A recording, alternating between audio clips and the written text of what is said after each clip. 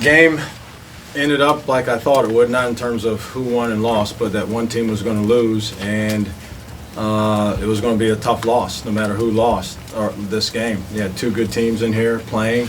Thought we did a good job. We controlled a lot of the game. I think that was fact. And then we couldn't make some plays. They got real aggressive offensively in the second half, attacking the basket, very aggressive. And we relented a couple times, and then we fouled a couple times also. And then it got down to towards the end to the nitty gritty, and we didn't make any plays. One guy goes 1 for 4 from the free throw line.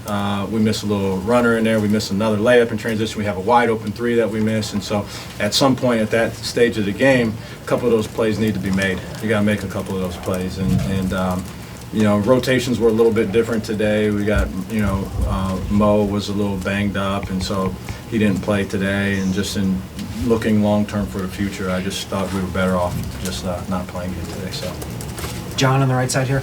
Seemed like midway through the second half when you all built your lead up to about 10 or 11, things just kind of bogged down offensively. Y'all weren't getting many clean looks. What were you seeing offensively about that point in the game? Yeah, I mean, I don't know that specific time, but I know there was a time we were stagnant offensively. We were stagnant, and then, you know, we had a couple guys that also didn't miss the shot, didn't make a play, and we couldn't get over it. Like, we couldn't get over it. We were processing that internally. You could see it on a couple guys here and there. And so, you know, you're going to miss more than you make. You got to get to the next thing. But we just weren't moving as much. We weren't moving.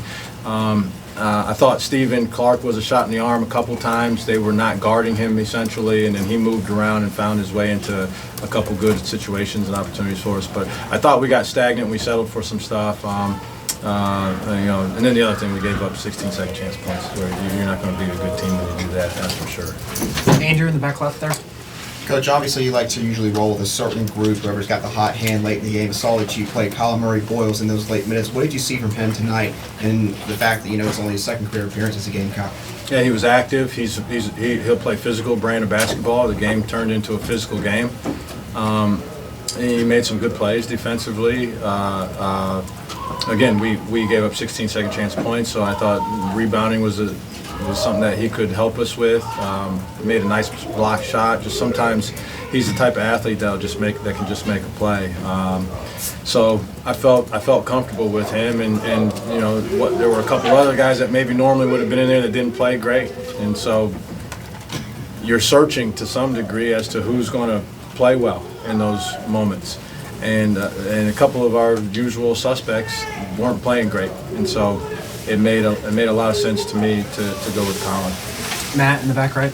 Yeah, Coach, obviously it's your first road test of the year. The atmosphere pretty tough. Just, do you take any amount of pride knowing that your team came in here and competed to the end, or is that something you knew they could do already coming into this? I don't know. You're trying to win a game.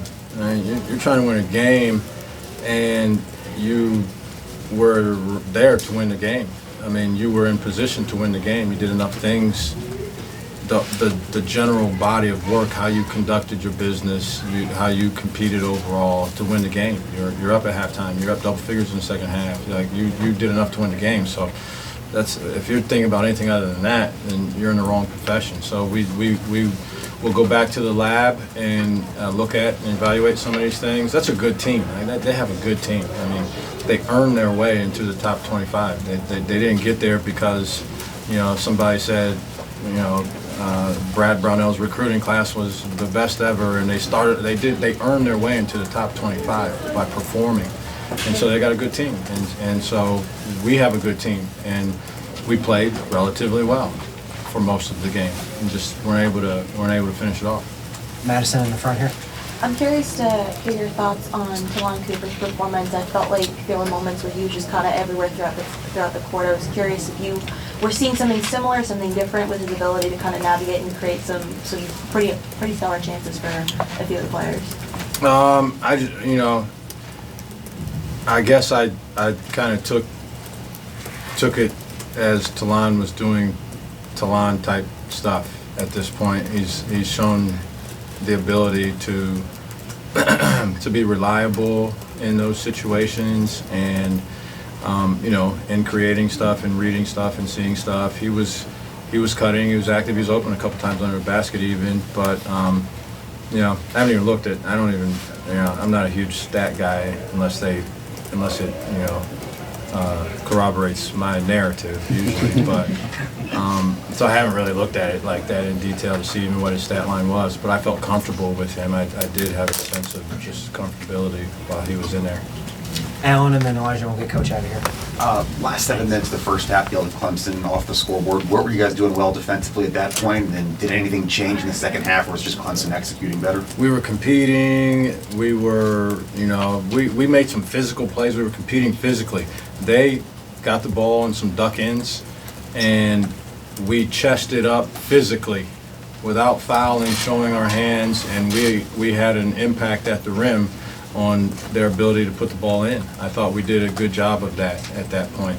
And in the second half, they turned up how aggressive they were. They were just head down to rim. That was what they were doing. And, you know, sometimes that's hard.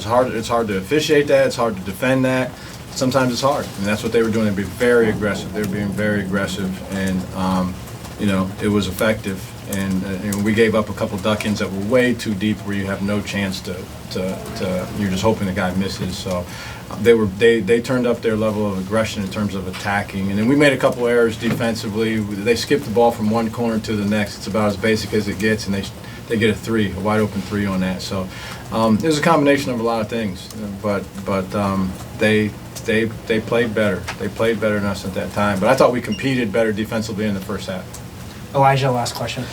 Coach got up about 10 points, and then that's when Clemson goes on that 11-0 run. But what kind of lessons can a team like yours learn giving up a lead kind of in an environment like that where it got pretty hostile at times? Yeah, I just think you're in a learning by doing scenario, right? And you got a new team basically, and a lot of teams in college basketball are going through this, having a lot of new faces, and so you're in a learning by doing situation. And so I think you have to be in those situations to perform better in those situations. And you know, your name's going to get called, and you got to stand up on a wide open shot is what, you know, make it, or on a defensive stop, or whatever the case may be. But ultimately, I think you have to be in those scenarios, and then you'll improve your performance as you gain more experience in those situations. A hostile environment, good team, well-coached team, physical team, skilled team, good-sized team, and you come in here and again, you played well for the majority of the game, well enough that you in the back of your mind feel like you should have won, right? And then, but you give a good team 16 second chance opportunities, you forfeited your chance pretty much. And then we had a couple plays, like I said, that we didn't perform. But I think ultimately it's just a good learning tool if it affects our behavior moving forward. Thanks, Coach. Thanks, Coach. You're going to do stuff.